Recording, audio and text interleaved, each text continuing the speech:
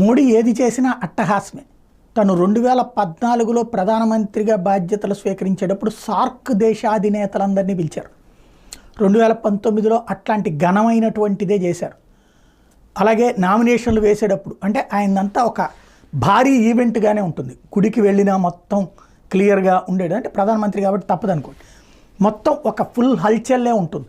ఇప్పుడు తాజాగా ఆయన నామినేషన్ ఘట్టం కూడా అదే స్థాయిలో ఉంటుంది.